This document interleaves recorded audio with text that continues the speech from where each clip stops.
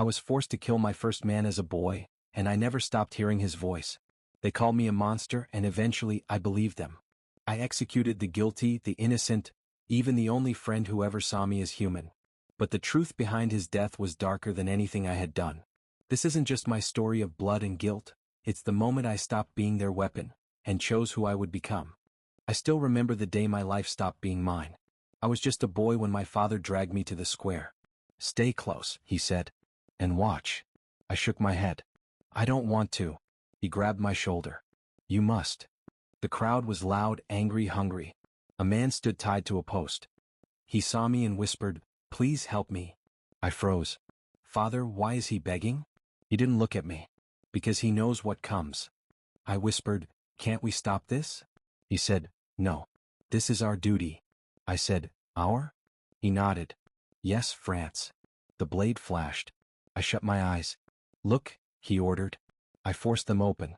Blood fell. The man screamed, then stopped. I felt sick. "I can't," I said. "You can," he replied. "You will." That night I sat by the fire. "Father," I said, "why us?" He stayed silent. "Tell me," I begged. He placed a small blade in my hand. "Because this is who we are." I dropped it. "No. I don't want this." He said, "Want does not matter." My mother stood in the doorway. "Hans, he's just a child," she said. He answered, "Not anymore." I looked at her. "Mother, please." She looked away. "Go to sleep, Frantz." I shouted, "Say something." She whispered, "We have no choice." Anna came running. "Why are they shouting?" she asked. I hugged her. "It's nothing." She said, "I'm scared." I said, "Me too." Father said, "Fear will pass." I answered, "No, it won't." He stared at me. "It must." Days passed. People stopped greeting us. "Don't come near," a neighbor warned. Children threw stones. "Monster," they yelled. I shouted, "Stop." Father said, "Ignore them." I said, "How?" At church the priest turned away. "You are not welcome," he said. I asked, "Why?" He replied, "Your hands carry sin." I looked at my hands. They shook. "I didn't do anything." He said, "You will." That night Anna cried. "Will they hurt us?" she asked. I said, "No," she said, "Promise?" I hesitated. "I promise." Father watched silently. I lay awake. "This is a curse," I whispered. No one answered. I closed my eyes and said, "I am not him." But deep inside I knew the truth. "You will be," his voice echoed. I gripped the blade beside me. "No," I said, "I won't." Silence answered. From that night I was no longer just a boy. "You are my son," Father said the next morning, "and you will learn." I whispered, "I already did." He asked, "What?" I said, "I lost my name." He didn't reply. I walked outside and heard whispers. "Executioner's boy," they said. I clenched my fist. "I am Frantz," I muttered. A man laughed. "Not anymore." I turned away. "Maybe he's right," I said softly. The wind carried the smell of iron. I closed my eyes. "This is my life," I whispered. "And I cannot escape it." My voice broke. "Not anymore." Silence followed. I stood still. Years passed, but nothing changed inside me. "I don't want this life," I told my father again one night.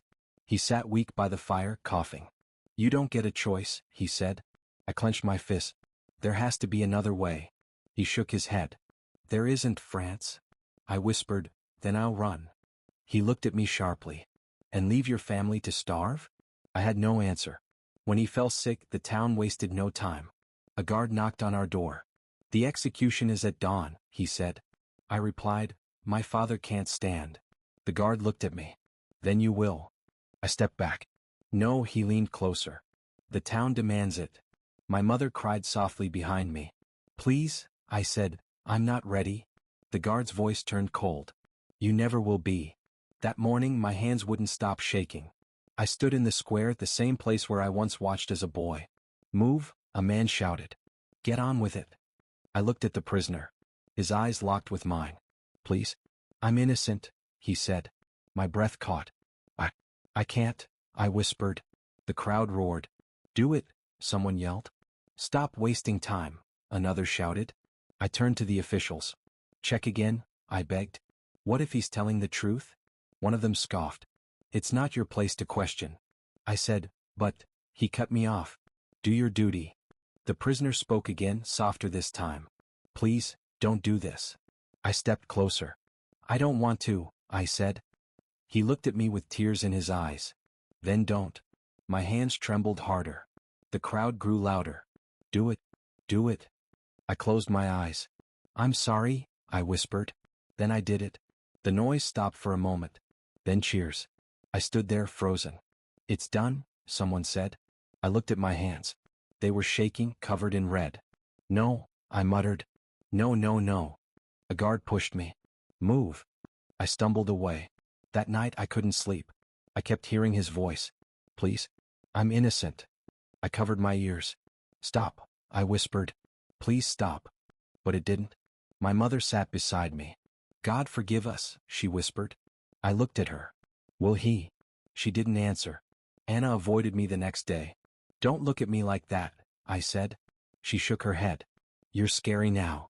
My chest tightened. I'm still your brother. She whispered, you don't feel like him. I started drinking soon after. It helps, I told myself. One night I muttered, if I can't hear him, maybe I can breathe. But the silence never lasted. Then I met Lucas. He was a guard, but he didn't look at me like the others.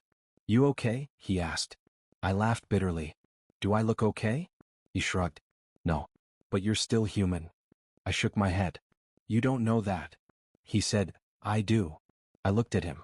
I killed a man. He replied, you were forced. I said, that doesn't change what I did. He stepped closer. It changes who you are. I frowned. How? He said, because you care. I looked away. That won't bring him back. Lucas sighed. No. But it means you're not a monster. I whispered, then why do I feel like one? Later I stood in front of a mirror. You're not a monster, I repeated his words. My reflection stared back at me. Liar, I said. All I could see was blood. Everything changed the day I met Elsa. I was standing near the well when she walked up to me. You're Frantz, right? She asked. I hesitated. People usually don't ask that so calmly. She smiled. People are usually afraid. I looked at her. And you're not. She shook her head. Should I be? I said quietly, most are. She stepped closer. I'm not most people. I frowned. You know what I do? She nodded. Yes. I waited for her to step back, but she didn't. Say it, I said. Executioner, she replied softly. I looked away. Then you should leave. She asked, why? I said, because that's what everyone does. She smiled again. Maybe I don't want to. I didn't understand. Why not? She looked straight at me. Because you don't choose your birth. Her words caught me off guard. That doesn't change what I am. She said, it changes how I see you. I asked, and how is that?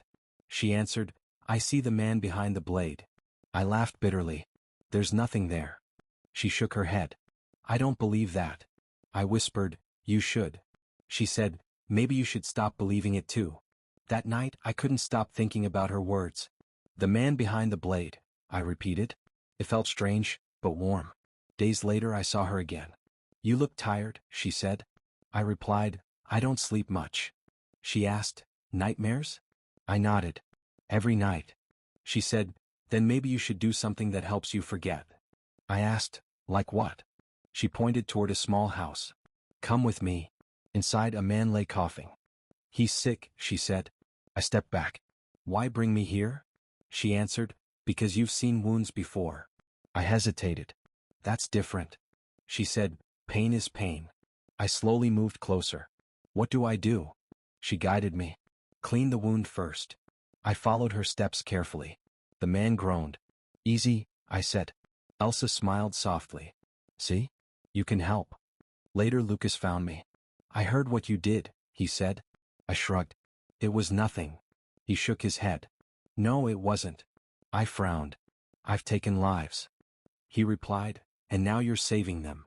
I said, that doesn't balance anything. He said, it's a start. For the first time I felt something shift inside me. But the town didn't change. Monster, someone whispered as I passed. I ignored it. Killer, another said. I clenched my jaw. Maybe they're right, I muttered. Then everything broke again. I was talking to Elsa when a man approached us. So this is where you've been, he said. Elsa sighed. Carl, stop. He looked at me with disgust. You spend time with him? I stepped back. I should go. Elsa said, no, wait. Carl pointed at me. You think you're better now? He asked. I stayed silent. He laughed. You're still a killer. His words hit hard. I said quietly, I know what I am.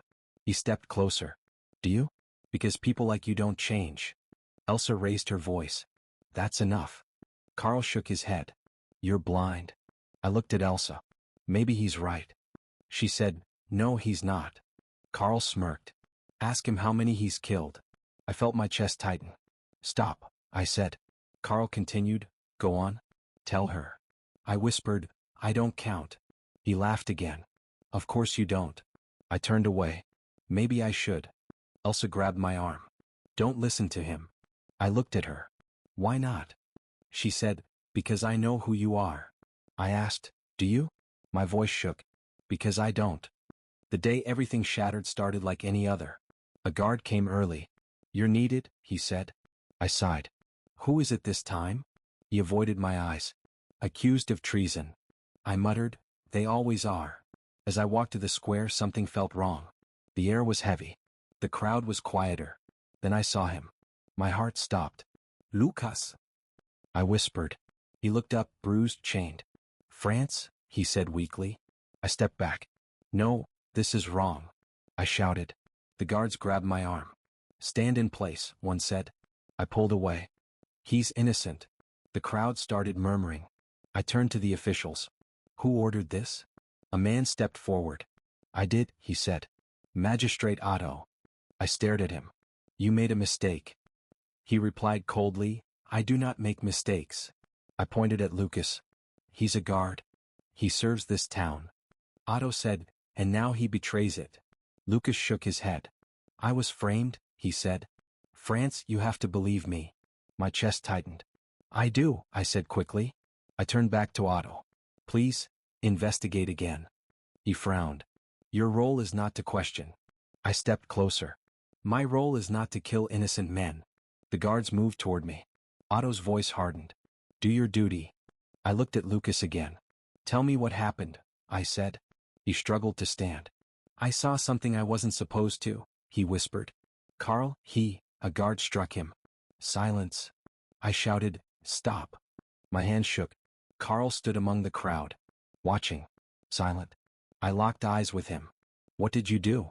I asked under my breath. He gave a small, cold smile. That night I found Elsa. You know something, I said. She avoided my eyes. France, don't ask. I grabbed her arm. He's innocent. She pulled away. I can't help you. I stared at her. Why not? She whispered, because it's dangerous. I said, for who? She didn't answer. I stepped back slowly. You knew, she said softly. I'm sorry. My voice broke. Sorry isn't enough. The next morning came too fast. I stood in the square again. Lucas was brought forward. He looked weaker. France, he said, listen to me. I shook my head. I'm trying to stop this. He gave a small smile. I know. The crowd waited. Otto raised his hand. Proceed. I whispered, there's still time. Lucas shook his head. No, there isn't. I stepped closer. I can't do this. He looked at me, calm despite everything. You can. I whispered, I don't want to. He said, I know. Tears filled my eyes. Say something, I begged. Tell me how to stop this. He leaned closer. Don't let them turn you into what they think you are. My hands trembled. The crowd started shouting. Do it. I closed my eyes. Forgive me, I whispered. And then, I did it. The world went silent. I couldn't breathe. I stared at the ground. No, I muttered. Not him. The crowd slowly faded away. I felt nothing and everything at once. Later I found the truth. A drunk official spoke too much. Carl got lucky, he laughed. Blamed the guard and saved himself. I grabbed him. What did you say? He pushed me away. You heard me. I stood there frozen. It was Carl, I whispered. Everything made sense. Elsa's silence. Carl's smile. Lucas's words. I fell to my knees. I killed him, I said. My voice shook. I killed the only man who believed in me. Something inside me broke. Not cracked. Not weakened. Broken. Forever. After Lucas's death, something inside me went quiet. If they see me as a monster, I told myself, then I'll become one. The next execution came quickly. A guard asked, "Ready?" I replied, "Always." He looked surprised. "That was fast." I said coldly, "Bring him out." The prisoner cried, "Please don't." I didn't respond. "Do it," an official ordered. I stepped forward without hesitation. It was over in seconds. "Efficient," someone said. I wiped my hands. "Call the next one." The guard frowned. "There's no next one." I walked away. "There will be." Word spread fast. "He feels nothing," I heard someone whisper. "Look at his eyes," another said. "Empty." I kept walking. But inside I heard everything. "You killed me," Lucas's voice echoed. "Stop," I muttered under my breath. That night I drank again. "This is better," I told myself. No feeling. No pain. But the silence never lasted long. A few days later, Elsa found me. "This isn't you," she cried. I didn't turn to her. "You don't know me." She stepped closer. "I do. I know who you were." I laughed bitterly. "He's gone." She shook her head. "No, he's still there." I snapped, "Stop pretending." Her voice broke. "Why are you doing this?" I turned to face her. "Because this is what I am." She whispered, "No, it's what they made you." I stepped closer. "Same thing." Tears filled her eyes. "I tried to help you." I said, "You stayed silent." She flinched. "I was scared." I replied, "So was he." She covered her mouth. "Don't," I continued, "he trusted me. And I killed him." Silence fell between us. Then she said softly, "I loved you." The words hit harder than anything. I looked at her, my voice cold. "Then you loved a lie." She stepped back like I had struck her. "No," she whispered. "You're lying to yourself." I shook my head. "Go home, Elsa." She stood there for a moment. "I won't give up on you." I turned away. "You already did." She left. I didn't stop her. Days turned into weeks. Executions became routine. "Another one," the guards would say. "Bring him," I'd reply. No hesitation. No questions. But I started noticing things. Two officials argued near the hall. "The funds are missing," one said. "Keep your voice down," the other replied. I paused. "What funds?" I asked. They froze. "Nothing that concerns you," one said quickly. Later I saw Carl in the square. People praised him. "A strong leader," someone said. "He protects us," another added. Carl smiled, shaking hands. I watched from a distance. "Protector," I muttered. That night I spoke to myself. Something isn't right. I poured another drink. Lucas tried to say something. I clenched my fist. "Carl?" The pieces started to move. Rumors spread quietly. Missing money. False charges. Disappearing witnesses. I didn't feel anger. Not yet. I felt something colder. Clarity. "For the first time," I whispered, "I don't want revenge." I looked at my reflection. "I want the truth." I began writing everything down. Name, crime, confession, I muttered as I worked. And truth, when I can find it. A guard once asked, "Why bother?" I replied, "Because someone should." He laughed. "No one cares." I looked at him. "I do." Days turned into years. Each night I added more. "This doesn't match," I whispered, comparing records. Another lie. I started seeing patterns. False charges, missing witnesses. I clenched my jaw. "Carl." Lucas's voice stayed with me. "Don't let them turn you into what they think you are." I repeated it often. "I won't," I said quietly. One evening a woman approached me. "Can I speak to you?" she asked. I nodded. "My husband was taken," she said. "They said he stole money." I asked, "Did he?" She shook her head. "No. He worked for Carl." I wrote it down. "Tell me everything." More people came after that. "He threatened us," one man said. "He lied," another added. "They all lead back to him," I whispered to myself. I didn't act. I waited. "Why are you silent?" Elsa asked one day. I hadn't seen her in months. I said, "Because truth doesn't need shouting." She frowned. "It needs courage." I replied, "It needs timing." She studied me. "You've changed." I said, "So has everything." Slowly the cracks began to show. Officials argued openly. "This doesn't add up," one said. "Where did the money go?" another demanded. I stayed quiet, listening. Carl's name started appearing in whispers. "Impossible," someone said. "He's a hero," another insisted. I just kept writing. Then one morning a guard rushed in. "We have a prisoner," he said. I nodded. "Bring him." He hesitated. "You'll want to see this." I walked to the square. When I saw him, I stopped. Carl stood there, chained, broken. "Frantz," he said, his voice shaking. I stepped closer slowly. "So it's you." He dropped to his knees. "Please, you have to listen to me." I stared at him. "I've listened before." He shook his head. "I didn't mean for things to go this far." I cut him off. "Like Lucas didn't mean it?" He froze. He stammered. I leaned closer. "Say his name." Carl whispered, "Lucas." I nodded. "Good. Now remember his face." Tears filled his eyes. "I was scared," he said. I replied, "So was he." Carl reached for me. "You know how this works. You can stop it." I stepped back. "I tried that once." "Please," he begged. "Save me." The crowd murmured around us. I looked at him, really looked at him. For the first time he was afraid. And I wasn't. The power had shifted. "Stand up," I said quietly. He tried but failed. "I can't," he whispered. I felt something rise inside me. Not anger. Not hate. Something heavier. I thought of Lucas. Of Elsa. Of every name in my book. "This is what you made," I said. Carl cried, "I'm sorry." I closed my eyes for a moment. "Am I about to become the same as you?" I asked myself. Silence answered. I opened my eyes again. And I didn't know what scared me more. Him. Or the man I was becoming. The crowd gathered again. Just like before. I stood in the same place, feeling the same weight pressing down on my chest. "Another day," a guard muttered beside me. I didn't reply. My eyes were fixed ahead. Carl stood where Lucas once stood. Chained. Broken. Afraid. He looked at me as I approached. "Frantz," he whispered. His voice trembled. I stopped a few steps away.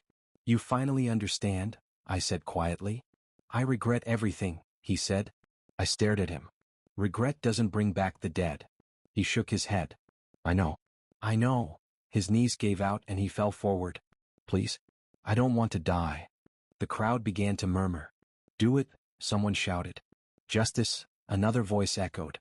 I closed my eyes for a moment. Lucas's voice came back to me. "Don't let them turn you into what they think you are." I opened my eyes again. Carl was still begging. "You can stop this," he said. "You don't have to do it." I took a slow breath. "I tried that once," I replied. "You made sure it failed." He cried harder. "I was wrong. I was weak." I stepped closer. "And he was innocent." Silence fell between us. "I won't be your monster anymore," I said loudly. The crowd reacted immediately. "What is he doing?" someone asked. "Just finish it," another yelled. I ignored them.